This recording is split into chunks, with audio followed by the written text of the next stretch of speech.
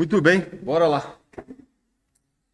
Bom, o nosso objetivo hoje é concluir o capítulo 26, onde a gente fala sobre corrente e resistência, tá? Então, só para a gente recapitular o que a gente viu ontem, então vamos lá. A gente já começou o capítulo 26 ontem, e a gente começa, então, antes de tudo, definindo o que vem a ser corrente elétrica. Então, uma observação importante quando a gente fala de corrente elétrica, na nossa definição, é que a corrente elétrica, ela precisa, né, para existir, um fluxo líquido de cargas, né? E esse líquido é importante porque não basta ter fluxo de cargas para você ter uma corrente elétrica. Então, como a gente enfatizou ontem, né, um condutor, as cargas estão em movimento a todo momento ali, mesmo quando você não tem uma diferença de potencial. Mas, em média, se você pegar uma seção reta ali de um condutor, você vai ver que a quantidade de cargas, que no caso são os elétrons, né, que são livres, que vão numa direção e num sentido, tem no outro lado também, compensando de tal maneira que a carga líquida, né, quando você somar aquele caos todo lá, o fluxo líquido de carga, ele é igual a zero, né? Então, para você ter uma corrente elétrica, de fato, você precisa, então, impor uma diferença de potencial de forma que, de alguma maneira, né, você imponha uma direção e um sentido privilegiado ao movimento dessas cargas elétricas. Além disso, né, também vale enfatizar que se o fluxo de cargas positivas e negativas for o mesmo, né, ou seja, se você abrir uma mangueira de água, você vai ter um monte de carga ali atravessando a seção reta da sua mangueira. Porém, a quantidade de carga positiva e negativa é exatamente a mesma, o que faz então com que, de fato, o fluxo líquido de carga seja igual a zero. Tá? Então, o importante enfatizar aqui é que nós precisamos de um fluxo líquido de cargas. Uma vez dito isso, aí a gente então define a nossa corrente elétrica I como sendo a taxa de variação de carga por unidade de tempo. Então, a quantidade de carga, se eu tenho aqui um condutor e eu olho para uma seção aqui, a quantidade de carga que atravessa aqui num certo tempo, ΔT, vai me dar, então, a minha corrente elétrica, como nós a definimos. Naturalmente, né, que se eu quiser calcular a carga total que atravessa a minha seção reta aqui, eu posso também fazer isso via integração, desde que eu tenha a minha corrente bem definida. Uma vez que eu tenho a corrente, então eu consigo também calcular essa carga total que está sendo transmitida, né, que está fluindo através desse condutor. Ok? Bom, vale enfatizar também, né, que independente da bitola do seu condutor, né, vamos dizer que ele se alongue e depois se afine, a quantidade de carga por tempo que passa nessa seção é a mesma que passa nessa seção, que é a mesma que passa nessa seção. Se entrar 10 coulomb por segundo aqui, necessariamente tem que sair 10 coulombs por segundo do outro lado do fio.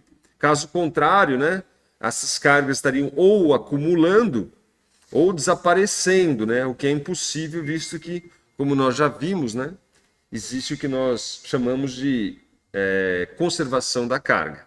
Então, a carga no universo ela é conservada. Então, não tem como você criar ou fazer cargas desaparecerem, dado aí um arranjo qualquer.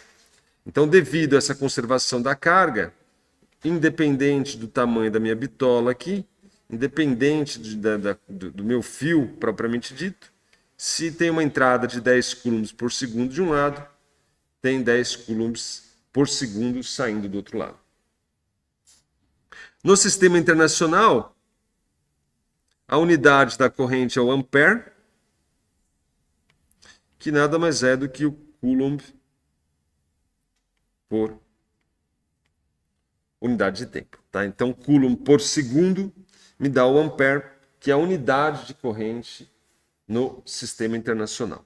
Também falamos, né, que é uma coisa importante, que caso a gente tenha uma divisão do circuito, né, então a minha corrente I0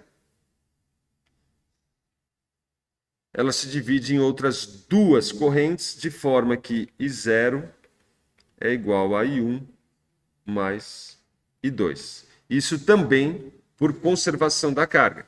Novamente, né, se entrar 10 coulombs por segundo aqui e o meu I1 aqui for 7 coulombs por segundo, naturalmente que o meu I2 vai ser 3 coulombs por segundo.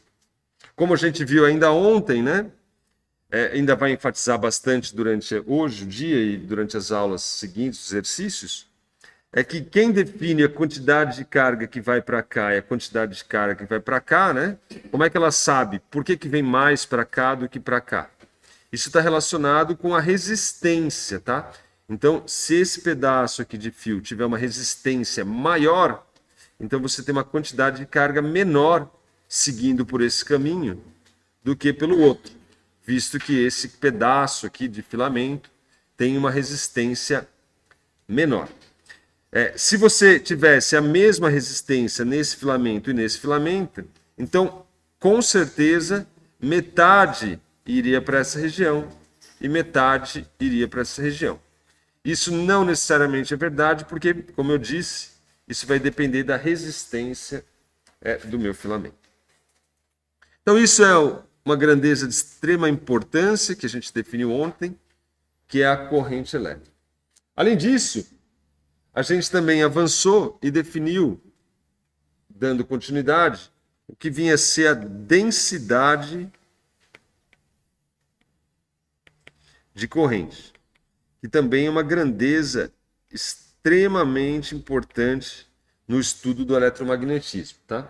Então, a densidade de corrente, que geralmente a gente usa a letra J e a define de forma vetorial, ao contrário da corrente, que é um escalar, a densidade de corrente nós a definimos como um vetor, ela está relacionada com a corrente como sendo a corrente por unidade de área. Então a ideia é você ter uma noção de qual é a corrente por unidade de área. Tá? Então a medida dessa densidade de corrente é o ampere por metro quadrado.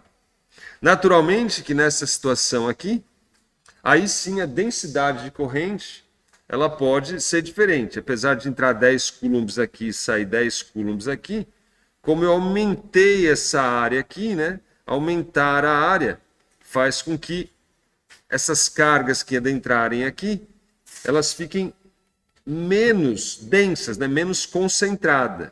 De forma que quando eu aumento a área, o que acontece com a densidade de corrente é que ela diminui, né? Porque tem muita área para pouca corrente, então a densidade diminui com o aumento dessa área. Então a corrente ela é constante, porém a densidade de corrente vai depender sim do tamanho dessa bitola.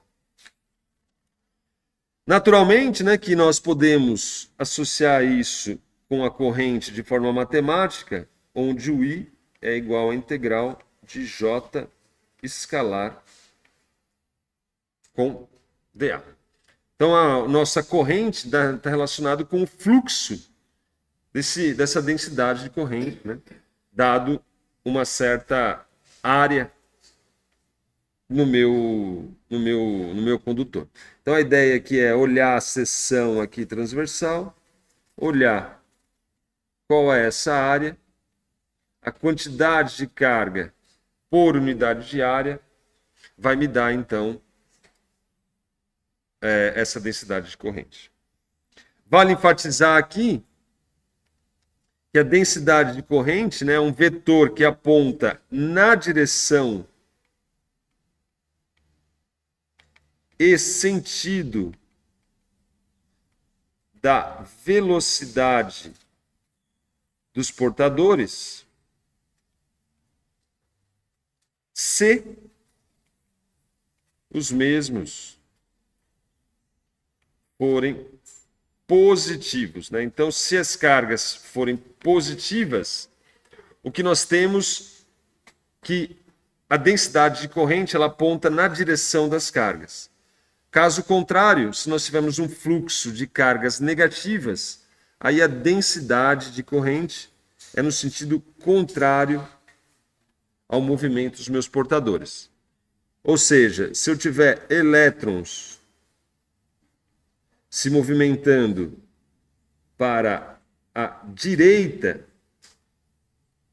elétrons, ou seja, cargas negativas se movimentando para a direita, então a minha densidade de corrente ela aponta no sentido contrário a esse movimento. Vale enfatizar que essa densidade de corrente ela é paralela ao campo elétrico, ou seja, se o meu J está apontando da direita para a esquerda, o meu campo elétrico também estará apontando na mesma direção e sentido. Veja que faz todo sentido, né? Porque se as cargas elétricas, ou seja, cargas negativas, estão se movimentando para a direita, isso é equivalente, né? Eu posso pensar que tem aqui algum arranjo de cargas positivas atraindo essas cargas.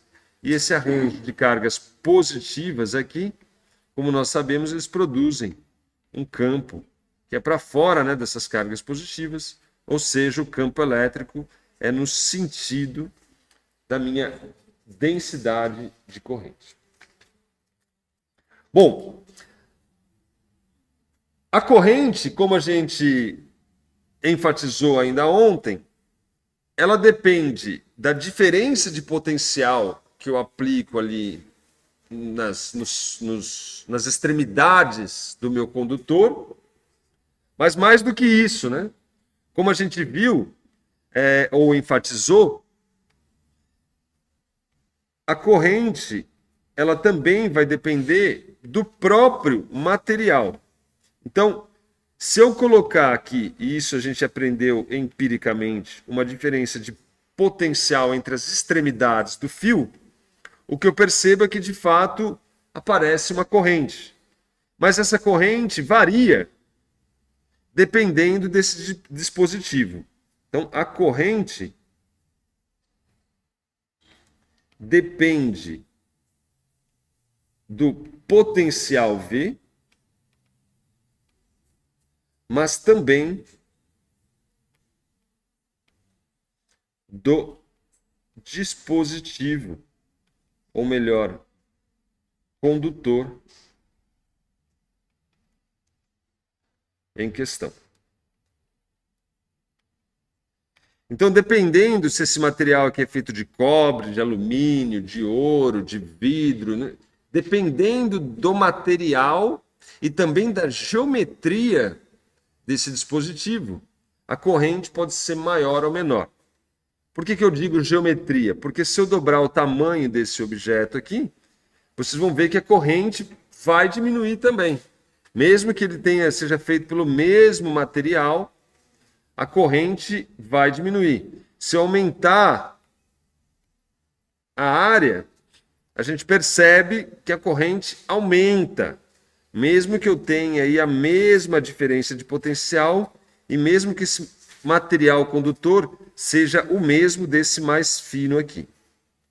Então, quem carrega toda essa informação, né, da geometria e do material em si, é uma grandeza que a gente denomina de resistência.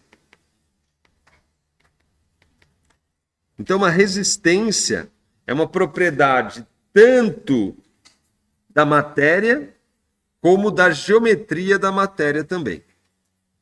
O que a gente sabe, né, das observações empíricas é que para um grande, né, número de dispositivos, a diferença de potencial V e a corrente I, elas são proporcionais. O que isso quer dizer? Isso quer dizer que, independente da resistência, se eu dobrar a minha diferença de potencial, eu dobro a minha corrente. E a constante de proporcionalidade é exatamente a minha amiga aqui, resistência. Então eu tenho que a diferença de potencial, ela é proporcional à corrente e a constante de proporcionalidade é a minha resistência.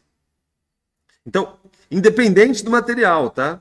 Se eu dobrar aqui, a corrente dobra. Agora, é natural que eu possa colocar 10 volts aqui e ter 1 ampere. Ou eu posso colocar 10 volts e ter 0,1 ampere. Isso quem vai dizer é a minha resistência. Então, se a resistência for muito, muito grande, eu vou ter uma corrente baixa, dado um certo potencial. Porém, se a resistência é pequena, aí eu tenho uma corrente maior para o mesmo potencial. Independente disso, se essa resistência é grande ou pequena, o fato é que se eu dobrar o potencial, eu dobro a corrente.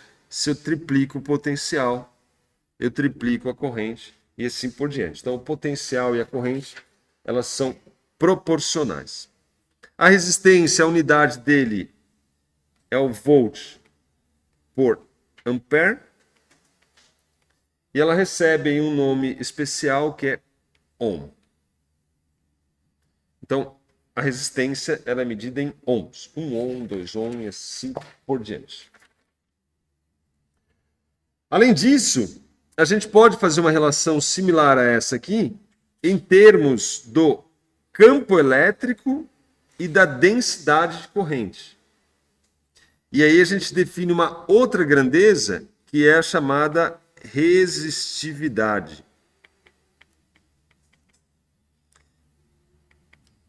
A resistividade, ao contrário da resistência, ela só depende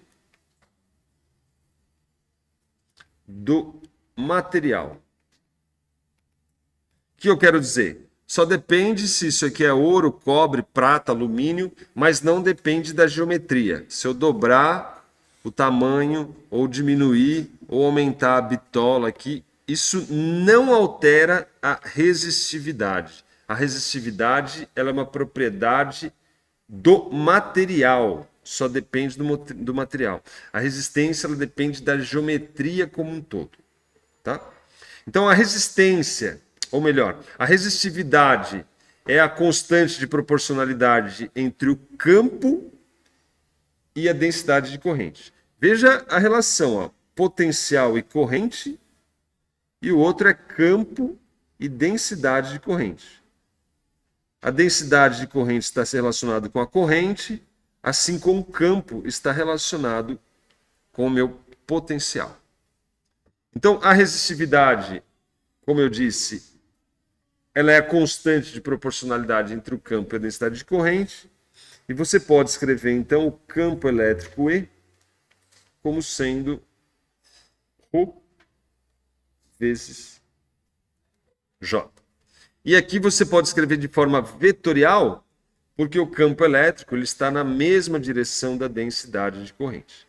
Essa grandeza J aqui, é Ρ, ela é chamada de resistividade. Resistividade.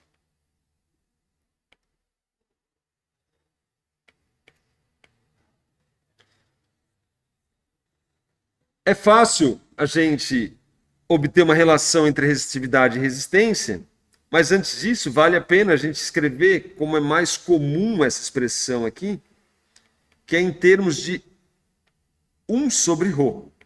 Então a gente define essa grandeza 1 sobre ρ como sendo sigma, e essa letra sigma é conhecida como condutividade. Então veja que se a resistividade é grande, a condutividade é pequena. Se a resistividade é pequena, a condutividade é grande. Como é só o inverso da resistividade, então é natural que eu possa escrever a densidade de corrente como sendo sigma E.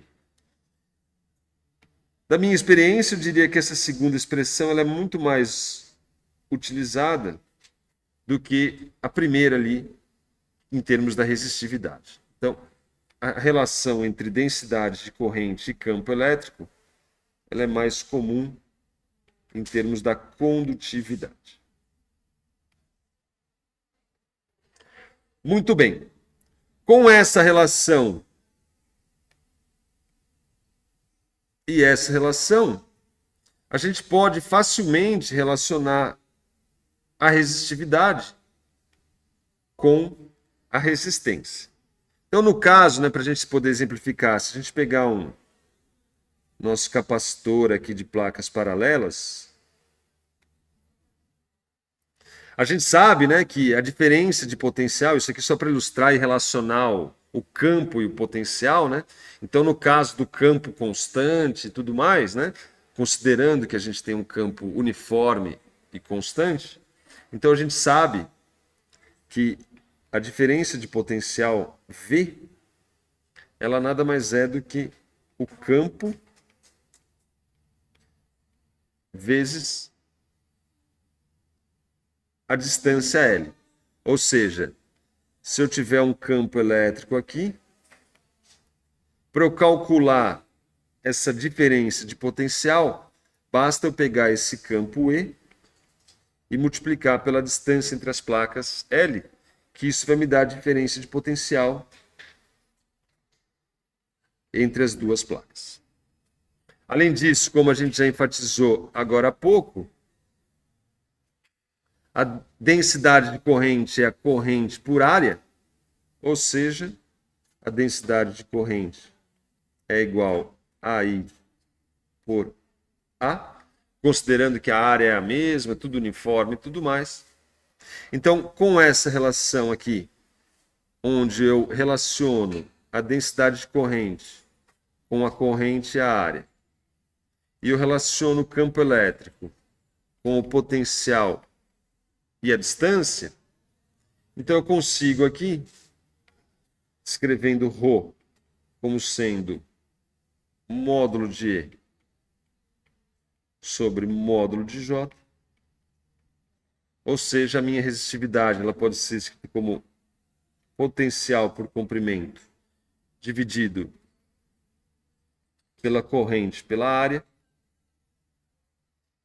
o que implica, então, se atentando que V sobre I nada mais é do que a minha resistência.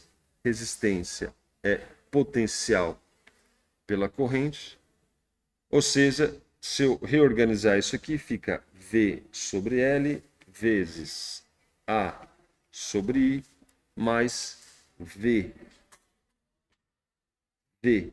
sobre I é a minha resistência, de forma então que eu consigo escrever a minha resistividade como sendo R que multiplica A sobre L. Ou seja, se eu isolar a minha resistência, ela é a resistividade vezes o comprimento dividido pela área. Então aqui fica bem explícito, de fato, que a resistência em si, ela depende da geometria do material. Se eu dobro o tamanho do meu condutor, a minha resistência dobra. Se eu dobro a área do meu condutor, a minha resistência cai pela metade. Quanto maior a área, menor a resistência. Quanto maior o comprimento, maior essa resistência. A área você pode pensar em um fluxo de carros, tá? Então é para você fazer analogia. Se você está no congestionamento, né? E você quer atravessar um congestionamento. Quanto mais pistas você tiver, mais fácil é para você superar esse congestionamento, né? Mais fácil vai fluir. Isso é o análogo de aumentar a área, né? Então, ou seja, eu consigo transportar mais portadores. E se a pista for muito comprida, né, mais difícil você sair desse congestionamento. Pegar um congestionamento de 1 quilômetro é uma coisa, pegar um de 10 quilômetros é outra. Então, quanto maior o comprimento, maior a minha resistência. Quanto maior a área, menor a minha resistência. Ainda ontem, a gente falou também da relação da resistividade com a temperatura. Então, a gente pode aproximar isso quase que linearmente, de forma que empiricamente a gente pode escrever a resistividade como sendo ρ menos ρ0, ou seja, eu te dou a resistividade a uma temperatura zero e quero encontrar a resistividade a uma temperatura T. Então, a variação dessa resistividade, quando você aumenta a temperatura de T0 para T, ela nada mais é do que o próprio ρ0 vezes um coeficiente, que é uma constante alfa, que é coeficiente de temperatura da resistividade, vezes a diferença da temperatura. Ou seja, a diferença da resistividade ela é proporcional à diferença de temperatura. Aproximadamente, tá? Se vocês olharem aqui, chegando lá na parte do livro, o que a gente observa é que parece bem aproximado uma reta, porém tem ali as suas divergências. Não, então se você olhar aqui, ó, você vê que é quase uma linha reta, né? Mas tem ali uma dependência um pouquinho ali, curva ali. Porém, se aproxima muito bem da expressão aqui, onde essa diferença ela é linear aqui com a diferença T menos T0. Então foi isso que a gente viu ontem, focando aqui no capítulo 26. Fizemos também a maioria desses testes e hoje a gente avança aqui para dar continuidade, para tentar concluir a teoria com o que a gente chama de Lei de Ohm. Então a ideia agora é concluir esse capítulo 26 e quem sabe ainda hoje fazer alguns exercícios para a gente poder passar por mais esse capítulo e continuar nos nossos estudos. Perguntas até aí? Tá de boa? Tá fácil, velho? Tá fácil, mano. Não? Hã? Fácil é muito forte? Entendi. Moleza, então? Então, muito bem. Eu sei que a quantidade de informação é grande, né? Mas acredite, sim, depois de 10 anos, velho, você, nossa, tá sabendo tudo, viu? É bem...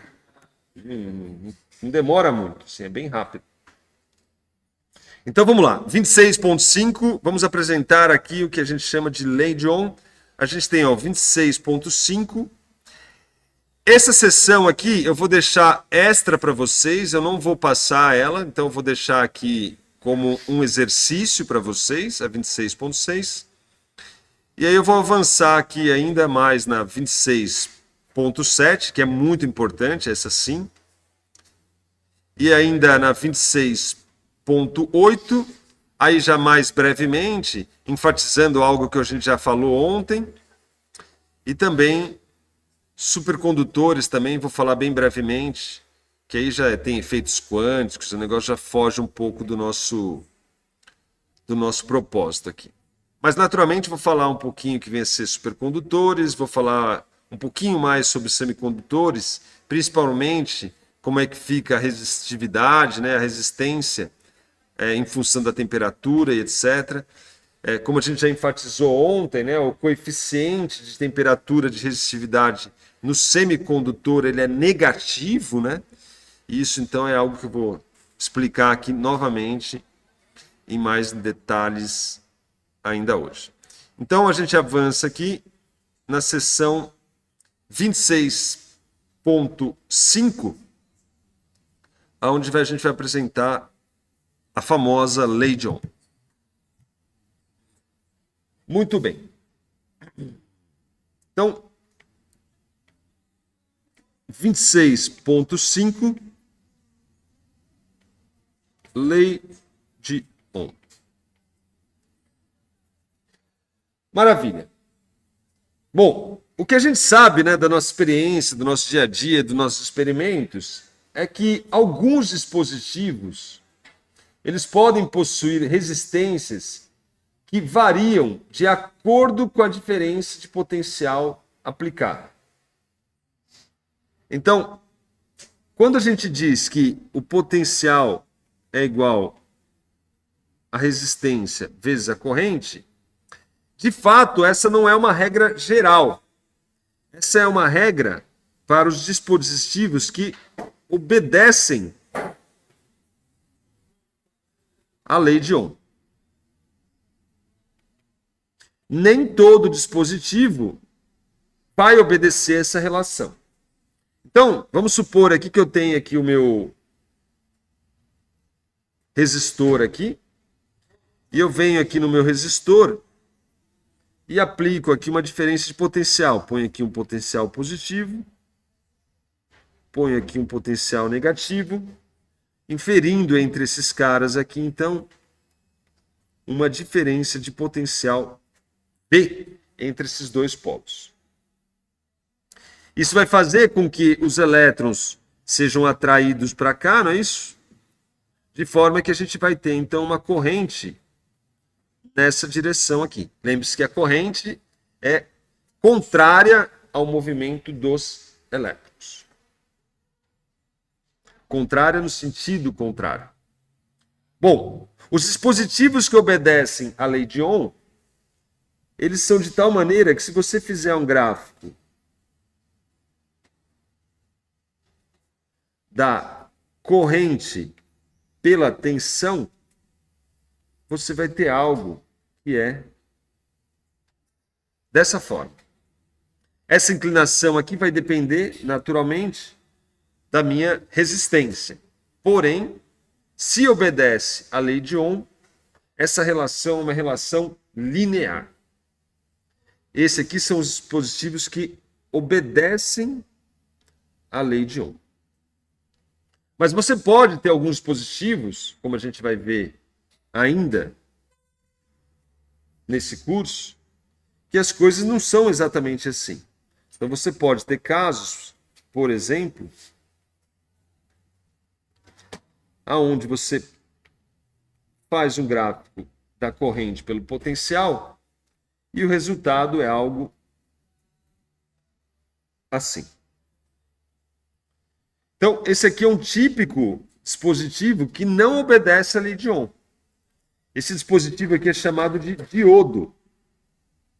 Porque se o potencial, ou melhor, se a diferença de potencial é invertida, ou seja, se eu trocar aqui para mais e aqui para menos, ele cessa a corrente. Não tem corrente num sentido. Enquanto que se eu coloco num outro sentido privilegiado, aí começa a ter uma corrente. Então existem dispositivos, a gente pode construir dispositivos que obedecem essa relação entre o potencial e a corrente. Esses dispositivos, eles não obedecem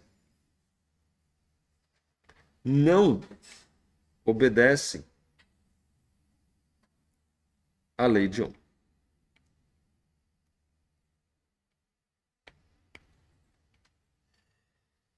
Veja que você não pode falar assim, não, ele obedece à lei de Ohm para um potencial acima de 10 volts. Não, é assim, ó, ou obedece ou não obedece à lei de Ohm. Tá? Então, falar que obedece num certo regime é o mesmo que falar que não obedece.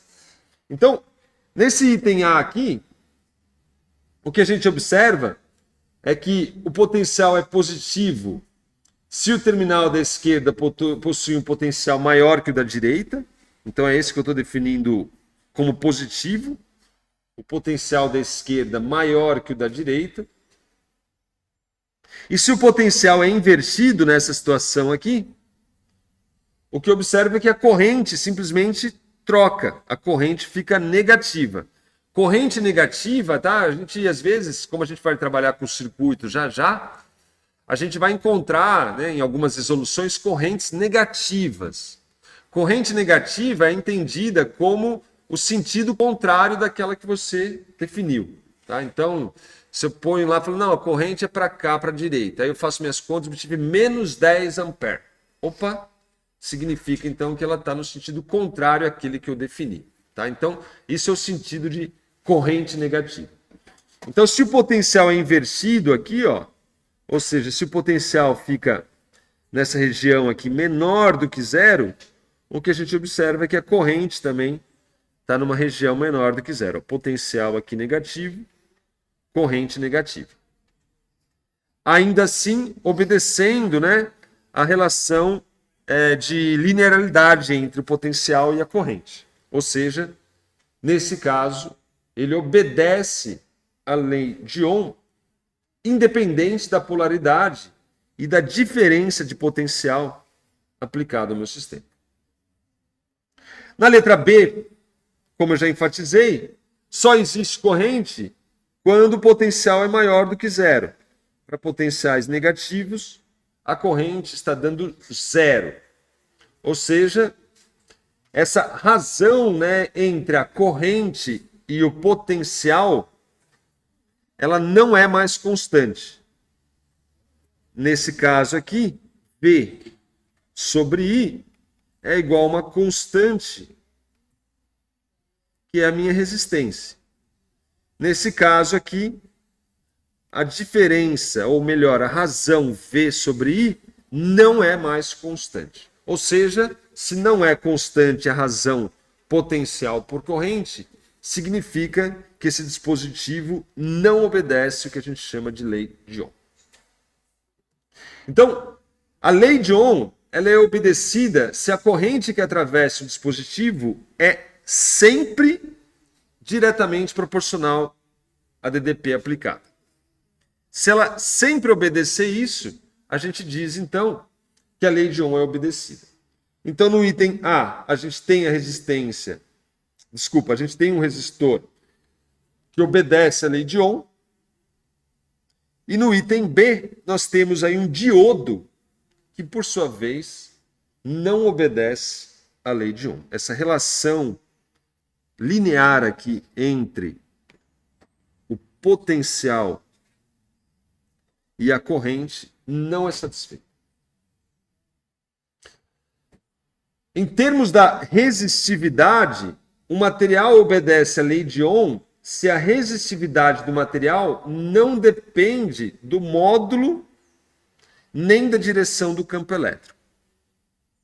Tá? Então, no caso da resistividade, lembre-se que a resistividade, a gente tem, lembre-se que o J é igual a sigma E, ou o E é igual ao ρ J.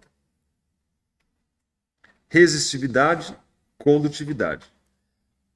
O material obedece à lei de Ohm se a resistividade não depende nem do módulo do campo elétrico e nem da direção do mesmo. Se essa resistividade for independente da direção e do sentido do campo elétrico e do módulo do campo elétrico, então a gente diz que o dispositivo ele obedece à lei de Ohm. Beleza? Simples assim. É mais um conceito aí, mas é muito importante, muito mesmo, essa relação entre potencial e corrente, essa relação linear para os dispositivos que obedecem à lei de Ohm. Perguntas? Só definição, né? Uma atrás da outra. Bom, como eu disse, a seção 26.6 eu deixo para vocês estudarem, que é a visão microscópica da lei de Ohm. E eu avanço aqui na seção 26.7, que é um tema de suma importância, que é a potência em circuitos elétricos. Então agora a gente vai falar de energia, energia por unidade de tempo, que é a minha potência em circuitos elétricos. Como a gente vai ver, né, muito do conteúdo lá que a gente veio estudando nos outros capítulos, agora vão sendo resgatados, né? A gente precisava daquele conteúdo, definir potencial, definir campo elétrico, calcular o campo elétrico, definir energia potencial elétrica, relação do trabalho com o potencial e tudo mais, é para a gente poder, né, agora trabalhar, né, e calcular essas grandezas em casos mais palpáveis, né, em casos que a gente tem aqui um pouco mais de relação, vamos dizer assim, com a própria realidade, com os laboratórios em si. Então, vamos analisar aqui o seguinte circuito. A gente vai começar a adentrar aqui nos nossos circuitos novamente. Então, aqui eu tenho uma bateria. Esse símbolo é o símbolo de uma bateria. E essa bateria aqui, ela vai impor aqui uma corrente. E essa corrente aqui, ela vai atravessar aqui um certo resistor. Então, está aqui. Bom, se esse é um polo positivo, os elétrons estão caminhando nesse sentido, atraídos pelo meu polo positivo, então a minha corrente I, ela é nesse sentido aqui. Está aqui a minha corrente atravessando o circuito. Esse componente aqui é um resistor qualquer, pode ser um motor, pode ser qualquer coisa, né? Ele pode até estar realizando trabalho, estar dissipando calor, pode ser a resistência do seu chuveiro, pode ser o que for, não importa. Ele é um resistor, tá? Ou mesmo uma bateria recarregável, sei lá, o que você quiser. É algo aí que está conectado ao meu circuito. Bem, a diferença de potencial aqui, imposta pela bateria, é constante. Então, se a DDP é constante, logo, a corrente ela é constante também. Então é chamado de corrente estacionária. Ela não varia com o tempo, é a mesma corrente. A quantidade de carga que atravessa alguma seção aqui, seja qual for a seção, é a mesma dado uma certa quantidade de tempo ΔT. Então a gente tem aí uma corrente constante que atravessa a minha componente aqui, vou chamar aqui do ponto A, esse pontinho aqui, para o ponto B. Uma corrente constante, visto que a minha DDP é constante.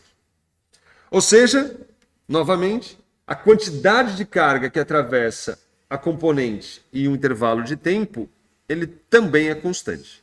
Se eu esperar uma quantidade de tempo dt para um intervalo de tempo dt, então a quantidade de carga é fácil de calcular. Lembre-se que I é igual a dq dt, o que implica que no intervalo de tempo dt nós vamos ter uma quantidade de carga dq atravessando esse circuito, e essa quantidade de carga dq ela nada mais é do que I dt. Então, essa é a quantidade de carga que atravessa o circuito, dado um certo infinitesimal de tempo dt. Maravilha. Bem, ao completar o circuito todo, a carga dq ela tem o potencial reduzido exatamente de V. né? Porque ela vinha aqui, ó, com um potencial positivo, positivo, positivo, positivo, positivo, positivo. O potencial em todo esse filamento aqui é o mesmo, é o mesmo, é o mesmo.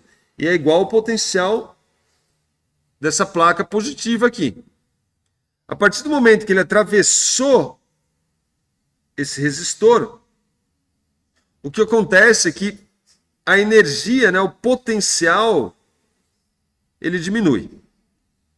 Então, veja, a gente tinha uma carga num potencial positivo e, de repente, aqui, após atravessar o resistor, ela vai para um potencial menor, ou seja, de certa maneira, ela cedeu a uma quantidade de energia para esse dispositivo. Lembre-se que o potencial elétrico está intimamente relacionado com a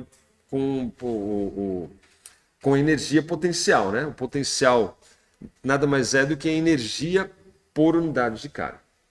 Então, ao completar o circuito, a carga dQ ela tem seu potencial reduzido. E veja que essa diferença de potencial daqui para cá é nada mais, nada menos que o próprio potencial da bateria. Então, o potencial dQ, aliás, o potencial dessa quantidade de carga dQ, ela é reduzido de V, que é o potencial ali da minha bateria. Ou seja, isso faz com que sua energia potencial seja reduzida de um valor que é dado por, então, dU, que é a queda da energia, nada mais é do que dQ vezes V. Esse resultado é o coração aqui do nosso...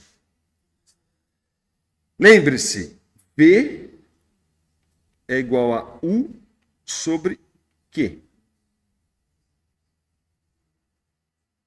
Ou seja, se eu pego uma carga Q e levo de um potencial A até um potencial B, a variação da energia potencial nada mais é do que a carga vezes a diferença de potencial.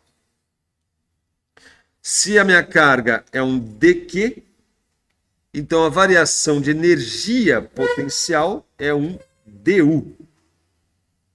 dU.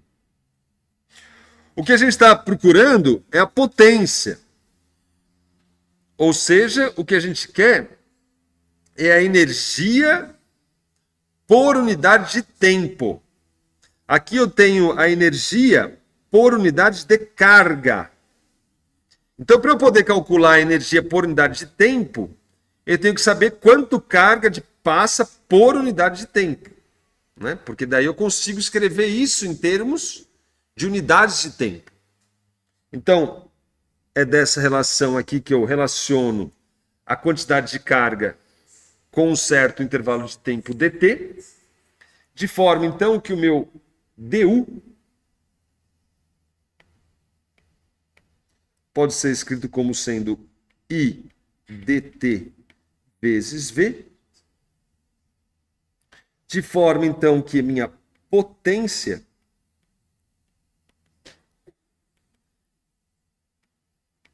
que é a energia por unidade de tempo é igual então ao produto da corrente vezes a diferença de potencial.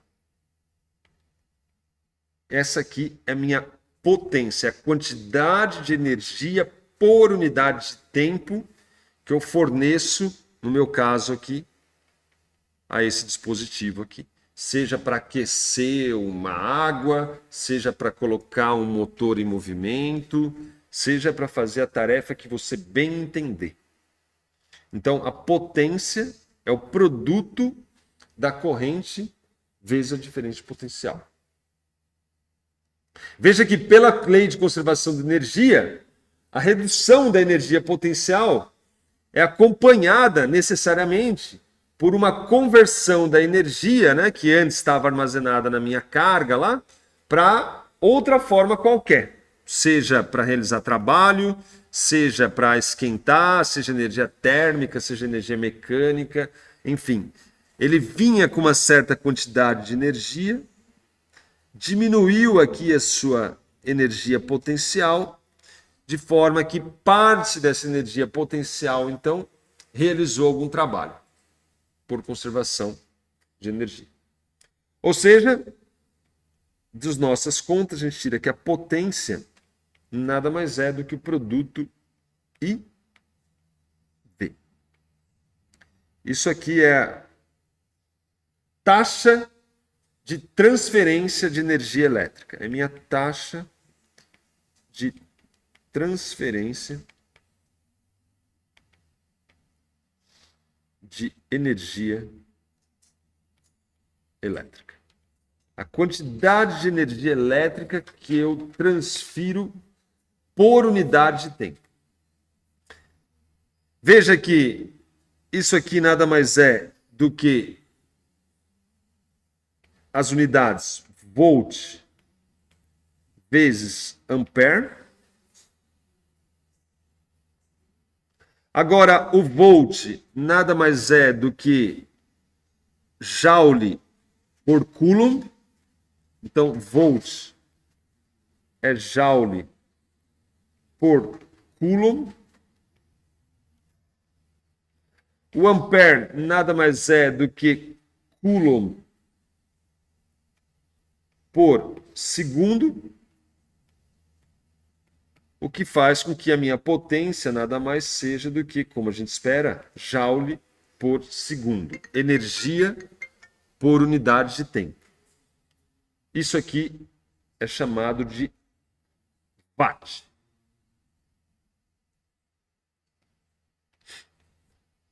Watt é a minha unidade de potência. Joule por unidade de tempo. Joule por segundo. Veja que se o dispositivo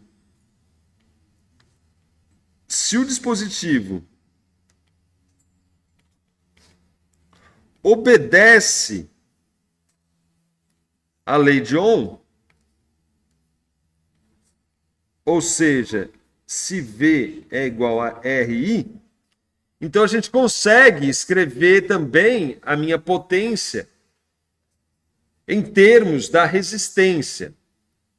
Ou seja, no caso de um resistor ou outro dispositivo de resistência R, a gente consegue escrever então, relacionando isso com isso aqui, que a potência é igual então, como a gente viu aí, V, mais o V é igual a RI, então é I ao quadrado vezes R.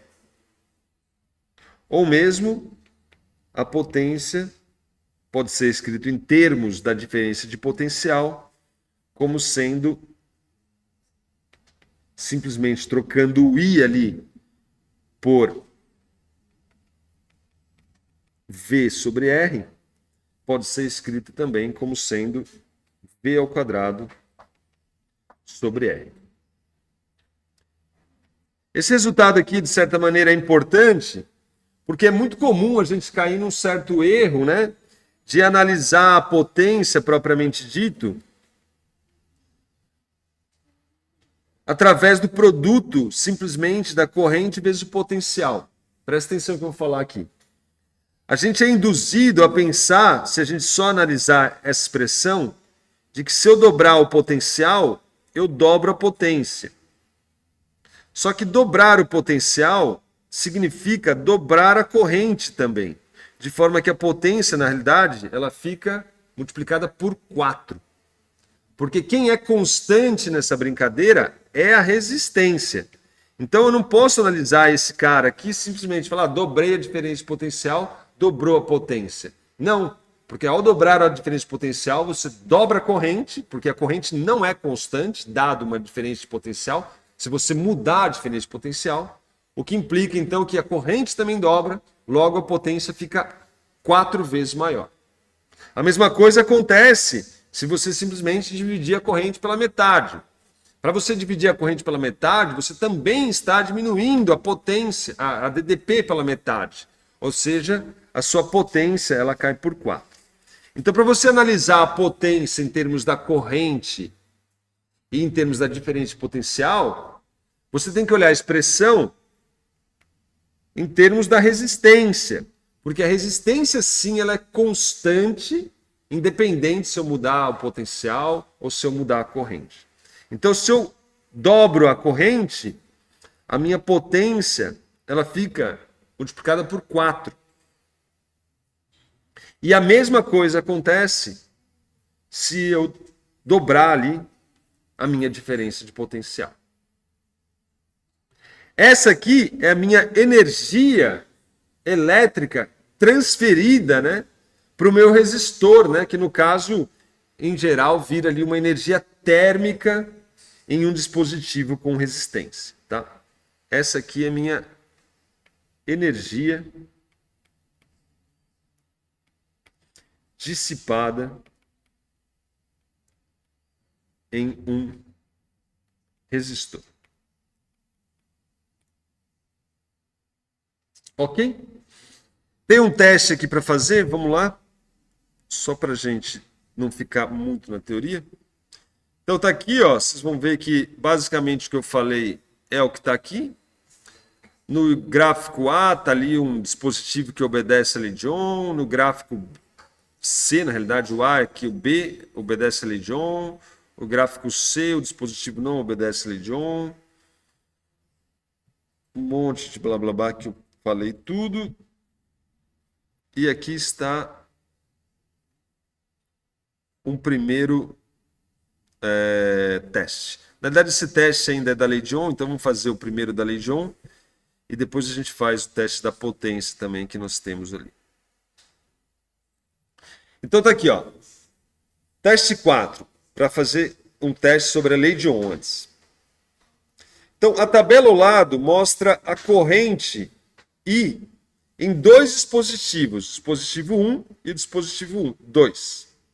Para vários fatores da diferença de potencial V e dado uma corrente I. Então estou mexendo, mudando a diferença de potencial e estou olhando a minha corrente. Ele pergunta, determine a partir desses dados qual é o dispositivo que não obedece à lei de Ohm. Então, só se atentando aqui, obedecer à lei de Ohm significa que V é igual a RI. Ou seja, obedecer à lei de Ohm significa que V sobre I é igual a uma constante.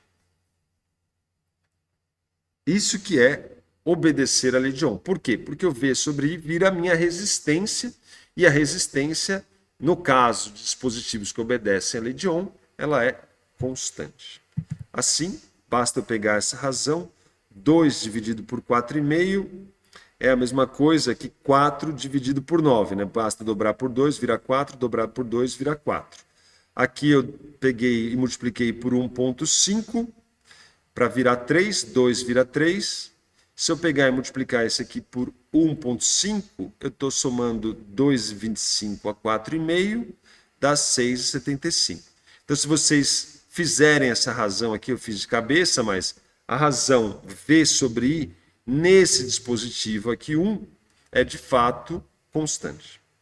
Nesse aqui, ó, a gente já vê que de 2 para 4, a diferença de potencial dobrou, porém a corrente não dobrou. Ou seja, o dispositivo 2, ele não obedece à lei de Ohm.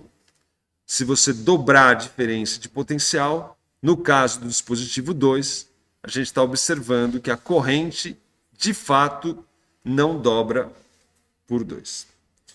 Pois não.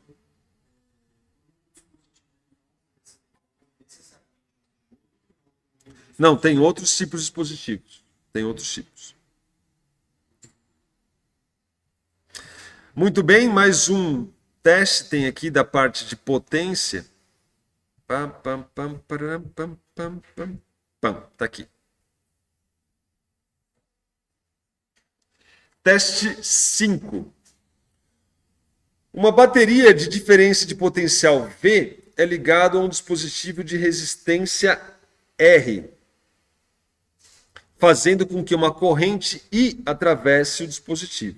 Então é a nossa estudo canônico aí, que mais a gente fez. Coloque as seguintes variações na ordem de variação da taxa com qual a energia elétrica é convertida em energia térmica. Então ele quer que a gente calcule a potência. Taxa com qual a energia elétrica é convertida em energia térmica é a potência, tá? Taxa de energia é a energia por unidade de tempo, logo a gente está falando de potência. Então, se a DDP é multiplicado por 2 e a R permanece a mesma, então, ó, multipliquei por 2 a minha DDP e o R fica a mesma. Ou seja, a minha potência ela é multiplicada por 4. No item A, se V é multiplicado por 2 e R permanece a mesma, então a taxa é multiplicada por 4. No caso B, o I é multiplicado por 2 e o R permanece a mesma. Da mesma maneira, ó, se eu multiplico esse por 2 e deixo o R constante, a resistência constante, então a potência também é escalonada aí por 4. Dobrou a corrente, quadriplicou a taxa de transferência de energia. No item C, o R é multiplicado por 2 e a diferença de potencial permanece a mesma. Então, se você multiplicar o R por 2, mantendo o potencial constante, então a potência agora ela cai por 2 unidades, né? Porque a resistência é multiplicada por 2, mantendo o potencial constante. E a outra pergunta é: R é multiplicado por 2 e a corrente permanece a mesma, né? Então, se ele dobra a resistência e permanece a corrente a mesma, então dobrar a resistência por 2, mantendo a resistência a mesma, faz com que essa taxa aqui ela fique 2 vezes maior. Veja que necessariamente, né, para você manter a corrente dobrando a resistência, necessariamente você tem que mexer na diferença de potencial, tá? É por isso que a coisa fica multiplicada por 2. De fato, você tem que, para manter isso, você teria que dobrar a sua potencial. Então, dobrou o potencial, fica vezes 4, a resistência ficou vezes 2. Se você analisar essa primeira expressão ou a segunda expressão, o que você observa é que, de fato, a potência fica multiplicada por 2. Multiplicar o R por 2 e deixar o I a mesma faz com que a potência seja 2 vezes maior. Então, no item A e no item B, ela é multiplicada por 4. No item D, ela é multiplicada por 2. E no item C, ela cai por 2. Ela é multiplicada por 1/2. Beleza? Aqui tem um exemplo bastante comum, né? Quando a gente sabe se, ou pelo menos talvez tenha uma intuição, né? Se a gente pegar uma lâmpada 110 volts, né? Ou seja, ela tem uma resistência ali para funcionar a 110 volts. E você ligar em 220, você acaba queimando a sua lâmpada. Porém, você pode pegar uma lâmpada que funciona em 220 e colocar ela para funcionar numa DDP de 110.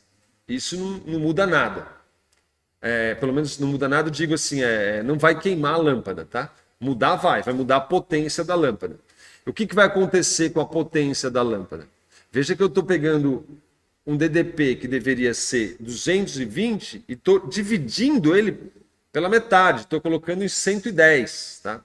Se eu divido pela metade essa DDP, então a potência da lâmpada ela vai cair por 1/4. Tá? Então a potência que antes era 100 watts, ela vai virar de 25 watts, e não metade da potência como a gente pode ser induzido a levar. Tá certo?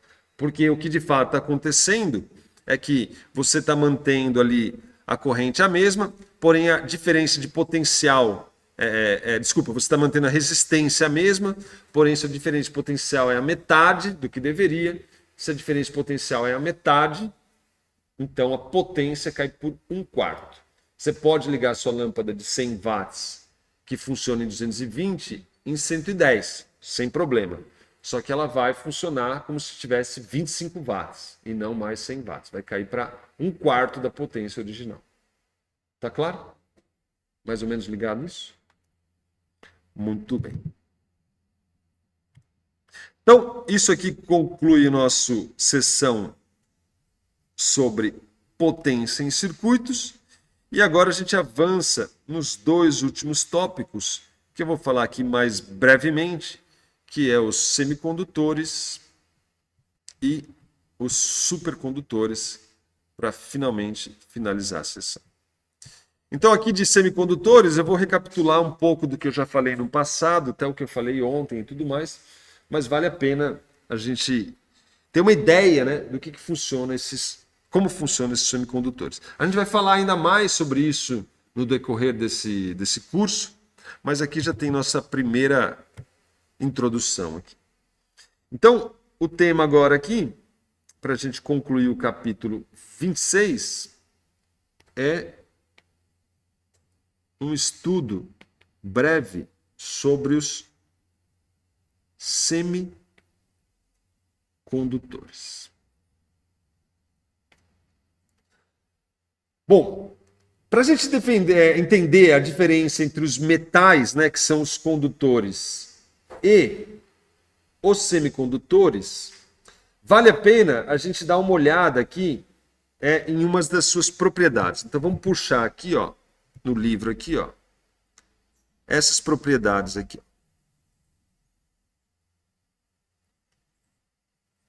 Então, ó, aqui a gente está analisando a propriedade de dois materiais. O cobre, que é um metal, ou seja, ele é um condutor, e o silício, que por sua vez é um semicondutor. A densidade de portadores de carga é muito maior num condutor do que em um semicondutor. Os portadores de carga são aqueles que estão, como eu já disse ontem, né, livres, são os caras que estão chamados na banda de condução. Tá? São os caras que podem conduzir uma certa quantidade de carga. A resistividade desse cara aqui é muito menor, ou seja, no condutor, ó, você está falando de 10 a menos 8, quando comparado com o semicondutor. E o grande, talvez, diferencial aqui é que o coeficiente de temperatura da resistividade ela é negativo para o caso do semicondutor. Então, se vocês se lembrarem, vamos puxar aqui, ó, só a formuleta de novo. Essa relação aqui, ó, vou até copiar. Para um semicondutor, o que nós temos é que essa componente aqui é negativa para semicondutores. Em outras palavras, o fato desse coeficiente de temperatura da resistividade ser negativo, ele traz um resultado bastante peculiar. O que ele nos diz é que, apesar do silício ter menos número de portadores de cargas, uma resistividade muito maior, a resistividade diminui com a temperatura. Ou seja, a resistividade diminui, e aqui eu vou escrever até em vermelho, diminui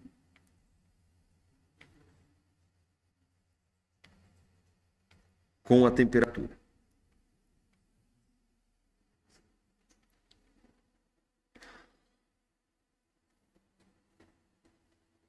Eu falei brevemente sobre isso ontem, mas agora eu vou desenhar aqui, pelo menos para tentar ficar um pouco mais claro.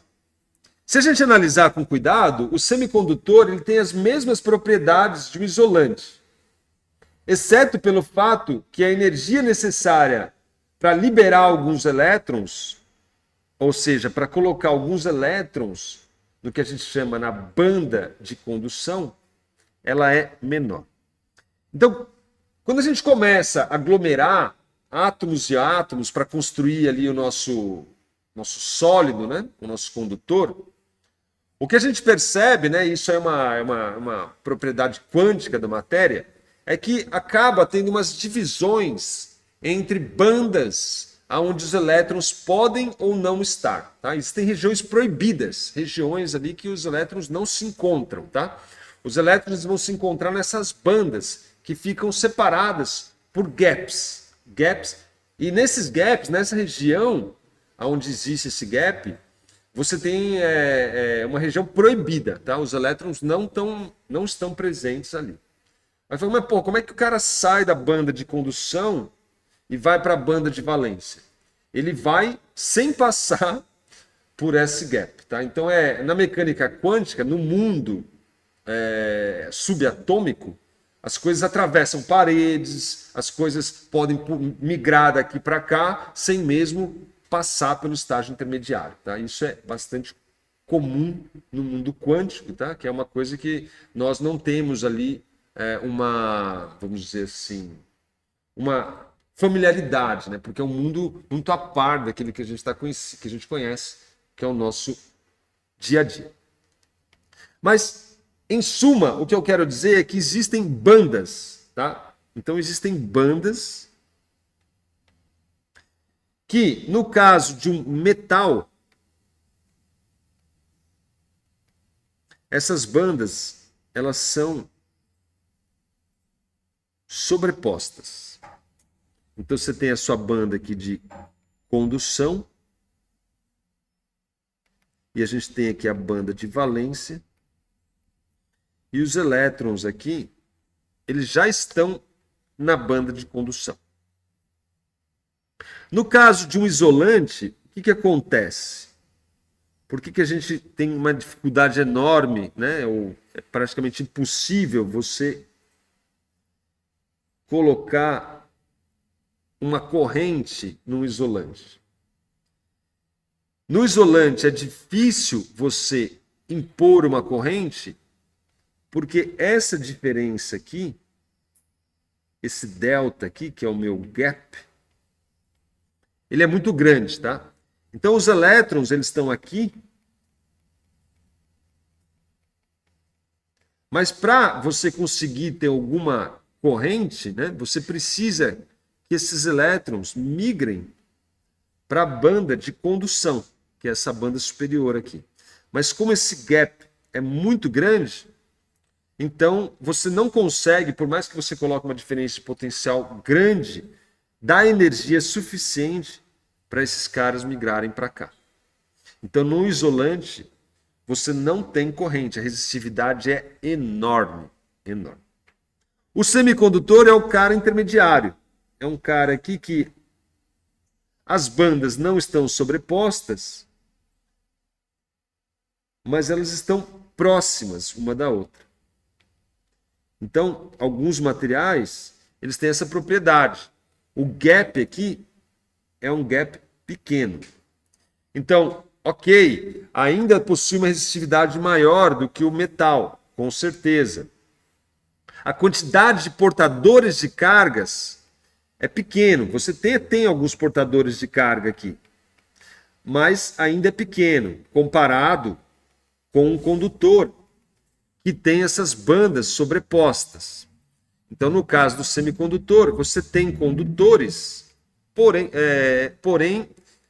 eles são de um número menor. Tá? Então, eles possuem maior resistividade, eles possuem menor número de condutores, porém, como a gente diz, eles possuem um coeficiente térmico aqui, alfa, negativo. Negativo. Por quê? Porque aumentar a temperatura nesse caso aqui simplesmente faz com que esses caras fiquem mais agitados. Então os caras eles já estão na banda de condução e o fato de você só agitá-los torna mais difícil você impor uma corrente a eles. Torna mais difícil você conseguir guiar esses caras numa certa direção privilegiada. No caso do semicondutor, ao você aumentar a temperatura, de fato o que você está fazendo, visto que essa diferença aqui de energia, esse gap é pequeno, você está aumentando o número de condutores. Então, no semicondutor, aumentar a temperatura significa que você está populando de portadores a região, a banda de condução.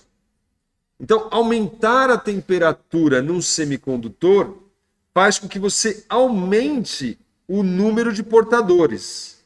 E, consequentemente, por mais que o caos também aumente aqui, mas o fato de ter mais condutores faz com que o aumento da temperatura diminua a resistividade do material. Então, esses semicondutores, né, eles possuem, então, essa propriedade. Para a gente construir esse arranjo aqui, a gente pode fazer isso artificialmente, né? A gente faz o chamado processo de dopagem. A gente fornece ali portadores de carga que ficam fracamente presos aos átomos. Veja que no caso de um condutor, esses átomos, esses portadores são livres. No caso do semicondutor, a gente dopa eles de forma a eles ficarem fracamente presos. A gente vai falar um pouco mais em detalhes sobre o processo de dopagem também. Mas o fato é que isso faz com que esses elétrons que estão fracamente presos aos seus átomos, eles consigam, então, de uma maneira mais fácil, migrarem para a região para a banda de condução e, consequentemente, você, então, tem ali uma resistividade menor. Então, se você olhar a resistividade do silício puro, deixa eu ver se tem aqui no livro.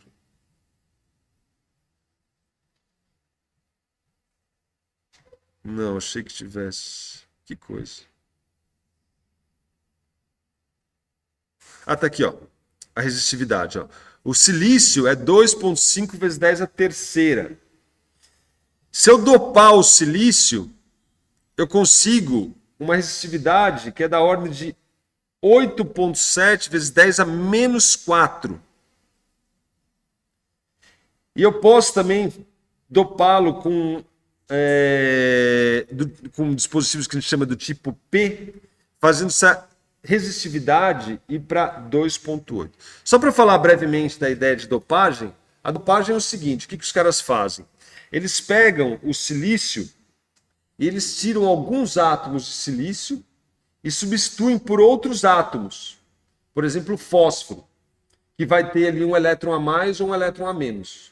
Então você tira um cara que está ali meio arranjado e você coloca um cara que tem um elétron a mais. Esse elétron a mais, ele fica meio que sobrando, né? Porque, veja, eu tinha um silício lá todo arrumadinho, todo mundo com os prótons e nêutrons, tudo organizado. Aí eu tiro um cara e coloco o outro que tem um elétron a mais. Então esse elétron que está sobrando, ele está ali meio que pouco preso à minha banda de valência. Ele fica mais liberto, vamos dizer assim. Então esse a gente faz o que a gente chama de uma dopagem do tipo N, onde você coloca elétrons a mais. Mas você também pode colocar elétrons a menos, tá? Colocar elétrons a menos significa que você deixa espaço para outros elétrons chegarem, porque você troca, você tira do silício, por exemplo, um átomo de silício e coloca agora um átomo de alumínio, que tem elétrons a menos. Então agora ele fica ali faltando elétron, e ele está receptivo a novos elétrons. É assim que é feito o projeto, o sistema de dopagem, e a gente faz, de fato, semicondutores, tá? Através dessas dopagens. Vou lá, arranco poucos elétrons, jogo no lugar, arranco poucos átomos, jogo no lugar outros átomos que têm um elétron a mais, um elétron a menos, e isso cria ali uma certa desestabilidade, né? Deixando então ele mais receptivos a elétrons ou menos receptivos a elétrons, dependendo se eu colocar um cara com um elétron a mais ou com um elétron a menos. Tá? Essa é a ideia de dopagem, a bem grosso modo. Beleza? Perguntas?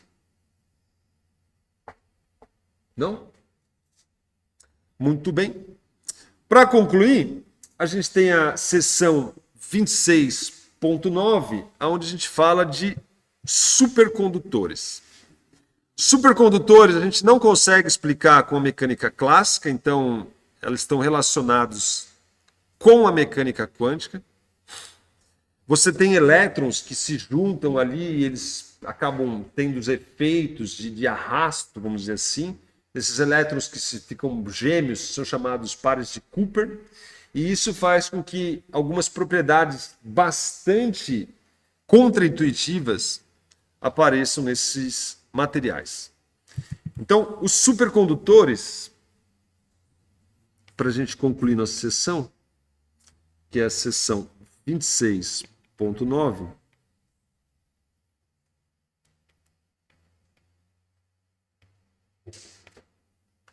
eles são materiais que, quando resfriados, e é só quando resfriados, eles tendem a levar a resistividade a zero.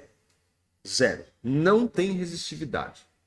Ou seja, em outras palavras, se eu pegar um material supercondutor e resfriar esse cara, e eu colocar uma corrente nele, e depois desligar meu dispositivo, essa corrente ela não para mais, porque a resistividade é zero. E a corrente fica ali naquele anel ali ad eterno. Fica ali para sempre, porque não dissipa energia, não tem resistividade.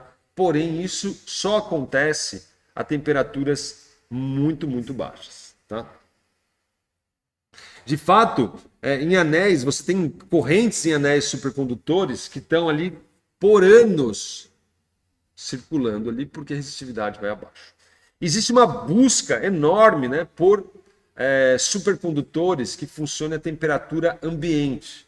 Esse mês mesmo passado saiu um cara aí, um paper na Nature, Full Nature, que os caras argumentaram ali que eles tinham conseguido esses supercondutores a temperaturas, sei lá, 180 Kelvin, 190 Kelvin.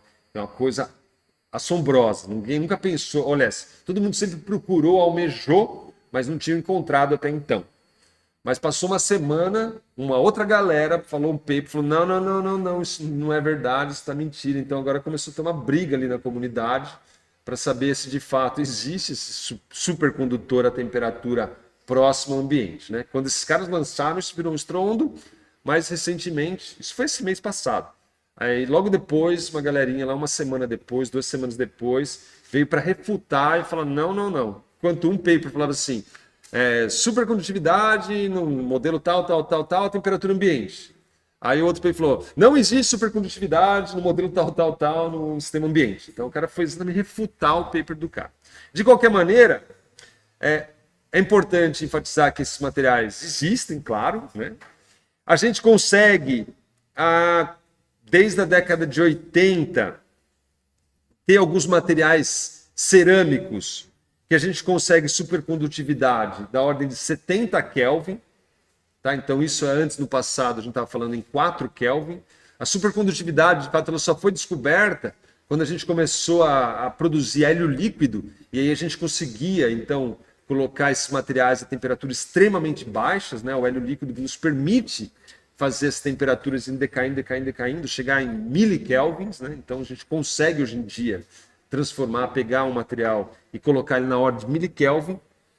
E aí foi que a gente conseguiu observar essa supercondutividade, a gente conseguiu entender, explicar, etc, etc. Mas na década de 80, a gente já obteve aí materiais cerâmicos a alta pressão, né? Tem que mudar uma série de parâmetros, mas você consegue aí supercondutividade até a 70 Kelvin.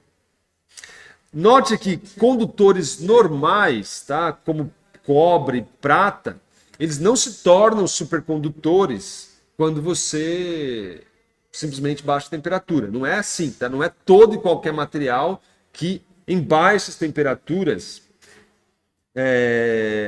você consegue supercondutividade. Inclusive, alguns desses supercondutores, a temperatura ambiente, eles são isolantes. São isolantes, tá? E aí, à medida que você vai baixando a temperatura, esses materiais que antes eram isolantes, eles se transformam em supercondutores. Então, esses materiais cerâmicos são isolantes à temperatura ambiente e à medida que você diminui essa temperatura, você os transforma em supercondutores. A explicação para a supercondutividade é que os elétrons, eles que são responsáveis pela corrente, eles começam a se mover em pares, que são esses pares de Coopers que eu te falei. Um elétron da frente meio que distorce a rede cristalina para o de trás vindo, e isso acaba virando um efeito em cascata, tá? O de baixo puxa, vem o da trás, o da frente puxa, vem o de trás. E esses pares de Coopers, então, produzem esse efeito então de resistividade zero. Zero. Você não tem resistividade. Tá? Essa coordenação desses elétrons, pares de Cooper aí, faz com que eles não colidam, de fato, com a rede cristalina. Tá? Então, como eles não colidem com a rede cristalina, eles não dissipam energia, eles têm resistividade zero, eles continuam, então, ali a se movimentar nesse material supercondutor por ad eterno, por tempo eterno. Ok?